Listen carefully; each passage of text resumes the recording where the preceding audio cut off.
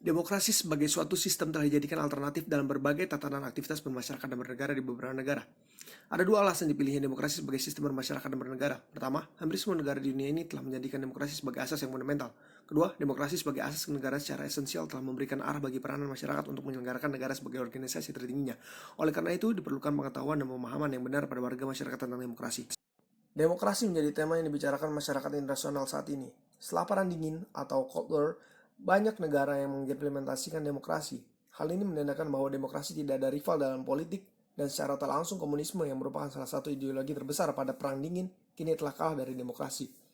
Kekalahan ini dapat terlihat dari negara-negara dunia yang telah mengimplementasikan demokrasi. Meskipun ada beberapa negara yang masih menerapkan sistem komunis, akan tetapi tidak lagi murni komunis, karena telah menggabungkannya dengan nilai-nilai demokrasi, seperti China, Myanmar, dan Kuba. Banyaknya negara yang telah menganut sistem demokrasi dapat terlihat ada sekitar 90% negara Latin Amerika dan negara-negara Karibian menganut demokrasi. 2/3 dari negara-negara pecahan Soviet menganut atau mengaku sebagai demokrasi. Banyaknya rezim yang berubah menjadi demokrasi dalam transisi secara umum dapat diakibatkan karena dimensi internasional. Dalam tulisan Huntington mengatakan bahwa proses transisi yang terjadi di suatu negara terjadi karena 3 faktor, yaitu transformation, replacement, dan transplacement. Namun, kemudian tidak bisa dipungkiri bahwa intervensi negara lain atau dimensi internasional juga mempengaruhi terjadinya transisi demokrasi di suatu negara. Demokrasi telah menjadi agenda-agenda negara barat yang terimplementasi dalam kebijakan-kebijakannya, seperti Amerika Serikat dan negara-negara Eropa lainnya. Hal ini terlihat dari serangan Amerika dalam memerangi teroris di Afghanistan, yang mengatakan bahwa Taliban adalah teroris dan pemerintahan Taliban tidak demokratis. Maka Amerika melengsarkan Taliban dan membuat pemerintahan baru yang condong pada Amerika dengan dalih sebagai instrumen demokrasi. Amerika dan Eropa menggunakan Global of Terrorism dalam menerapkan terorisme, seperti yang terjadi di Irak. Pada konteks saat ini, IMF dan World Bank dijadikan sebagai salah satu instrumen dalam menyebarkan nilai-nilai demokrasi. Syarat bagi suatu negara untuk mendapatkan bantuan dari kedua lembaga tersebut adalah negara tersebut harus menerapkan apa yang tertera dalam Structural Adjustment Program atau SAP, yang terdiri dari 3 muatan besar, yakni 1.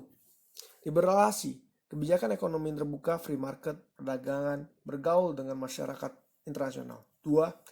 Deregulasi, merubah dan mengadopsi aturan yang memudahkan negara-negara maju berinvestasi atau melakukan jual beli di negara-negara berkembang, tidak menghambat jalur barang, non-tarif, pajak rendah, dan lain-lain. 3.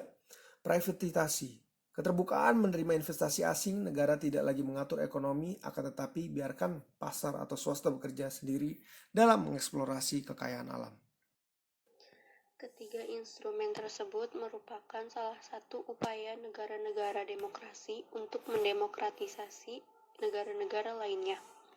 Myanmar merupakan sebuah negara yang menjadi demokrasi karena Aung San Suu Kyi, pemenang dalam pemilu, ditekan menganut demokrasi karena inisiatif dari ASEAN untuk menerapkan ASEAN Community.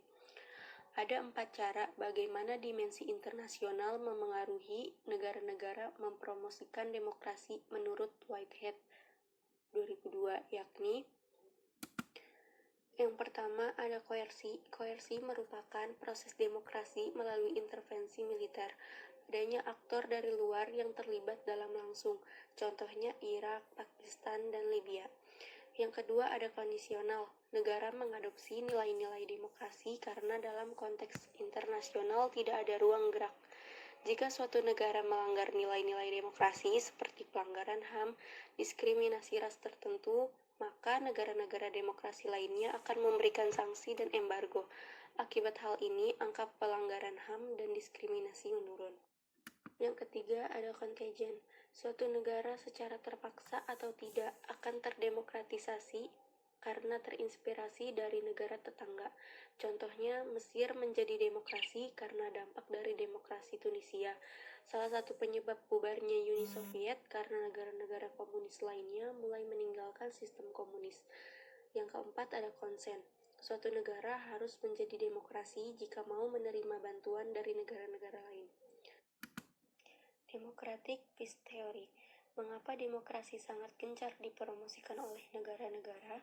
Hal ini terjadi karena para pionir demokrasi meyakini teori perdamaian demokrasi yang dimunculkan oleh Immanuel Kant dengan teori perpetual peace. Dalam teori ini dikatakan bahwa aktor dua negara yang demokratis tidak akan saling berperang, dan bukti sejarah selama ini belum pernah ada dua negara yang demokrasi saling berperang. Perang yang terjadi adalah antar negara yang demokrasi dan yang tidak demokrasi. Jika semua negara demokrasi, maka dunia akan berada pada perdamaian.